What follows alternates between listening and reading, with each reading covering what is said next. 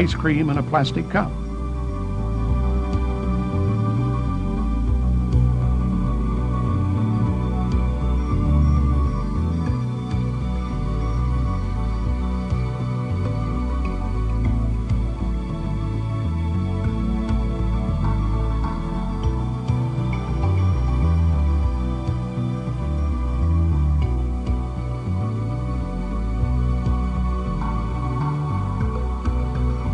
Finally, a 70-pound cannonball.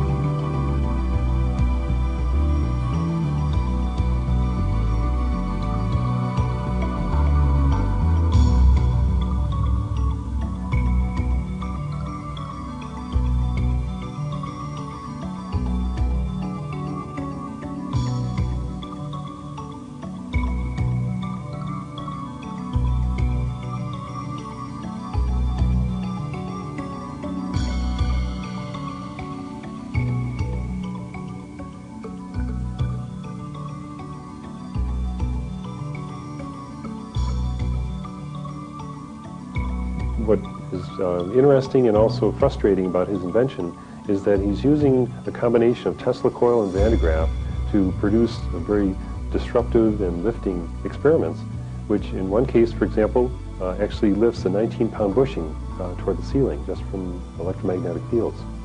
Now, when we analyze that, we find that there's position versus time graph that we can plot, and also the velocity versus time.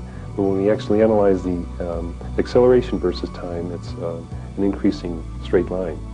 So we're forced as scientists to admit that we have a third derivative effect, which, for my mind, actually lends itself to an anomalous new force, which I call hyperforce, because we have to take a derivative of that to finally get a flat, straight line, a constantly increasing acceleration.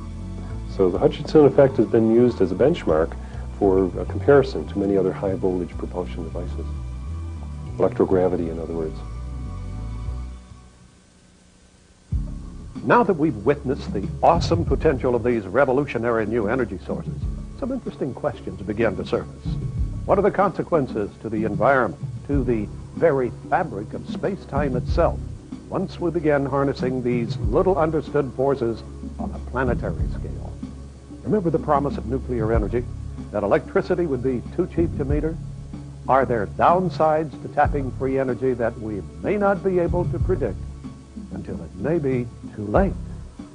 We have effects which can get down now into the very fundamental thing that drives everything, the mind stuff, the connection of the mind to the body and everything. For example, if you were to generate extreme pulses, extreme powerful pulses of this so-called scalar potential stuff, with the hidden internal stuff, if you jerk that or hard enough, you jerk the normal smooth flow of time stream, and what you really do is you snap the body loose from its mind connection. You jerk the two loose from each other. That's instantaneous death at every level. Every cell dies, every germ dies, every paramecium dies, every virus dies, the whole body dies. So obviously, if you're going to try to think of energy in those enormous amounts, you're going to have to be extremely careful. You can't do that just willy-nilly without risking terrible effects from it. So there are some limitations that will emerge on this technology. There is a danger, however, that you may tap too much zero-point energy, and then, of course, these things would heat up and explode, which has happened a few times with these devices of mine.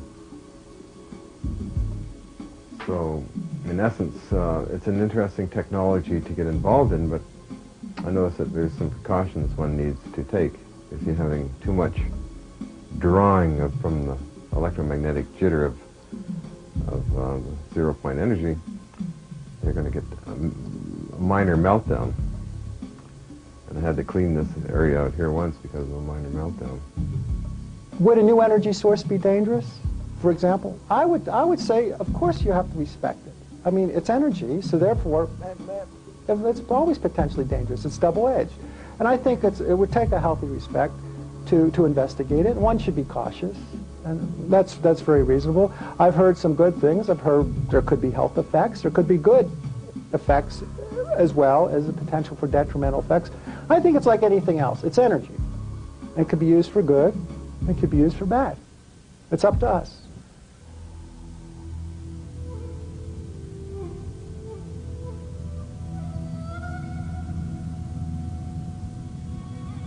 Perhaps because of their traditional understanding of invisible forces like chi or ki, Oriental cultures, especially the techno-enthusiastic Japanese, embrace the concept of free energy.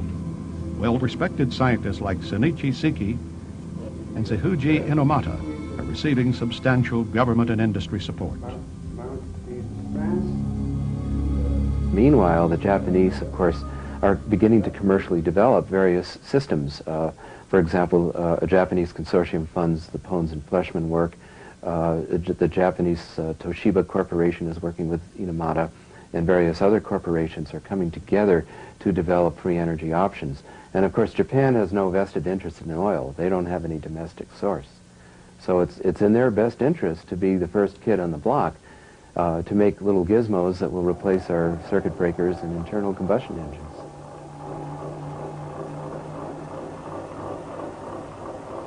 To understand this machine, you need, mind change, paradigm shift yourself, So far, physics, ordinary science, consider only material world. But we should think another world, as an unseen world. And we should recognize that unseen world and material world is connected. This energy comes from the other dimension.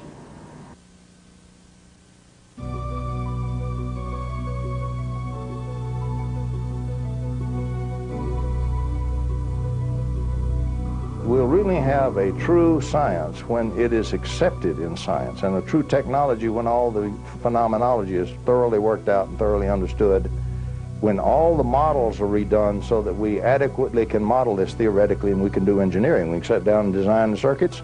They'll work every time. We'll have components on the shelf we can buy, assemble, and they work. We're not at that stage today. We are at a stage today which is the birth of the baby. We're not at the stage where it's already a teenager running around playing baseball on the baseball lot. We're at the birth of the baby, and the birth is very difficult because it's opposed by so many interests. The orthodox scientific community still very adamantly oppose it because they think that it's nonsense. They think that it's this old idea of perpetual motion in a closed system, creating energy from nothing. And that is nonsense. You can't do that. There are very strong and very powerful economic interests in the world, probably the strongest economic interest in the world, which are adamantly opposed to it. Can you see what this does to the oil-rich nations? Can you see eventually, can you see what this will do to many things? Now, actually, what it'll do, you'll phase the oil. Petrochemical industry won't go away. You still need the oil for the materials that's in it and the chemicals, and so it'll be more and more petrochemical industry rather than keep burning and wasting the oil and putting all the pollutants in the biosphere. So many things will readjust. It's going to wrest control from a lot of the great wealthy control barons who now dominate largely the economic world, and their world is going to change. Now, what you're going to see, I would predict, and we'll see if history bears this out, when those barons really realize that this stuff is for real and it can be made to work, and with the internet and with free publishing and computers and everything, they can no longer contain the information, and it's very embarrassing to keep killing the inventors. They stopped that about 15 years ago. At some point, you're going to see an overwhelming availability of funds become available. When the funds become available, the scientists will change over into it because they go where the money goes. They're bought and paid for, simple as that. You can't do research unless you got the funds. You cut off the research grants, professor gets without a job. He leaves the university. And so science is simply bought and paid for in this country and much of the world. When the money goes, the science will go to it. Now that will put the sharp young graduate students on it finally with some funds to do the experiments and work on their doctorates and so forth. You will have a very rapid assimilation and advancement of a totally new and extended electromagnetic science at the time.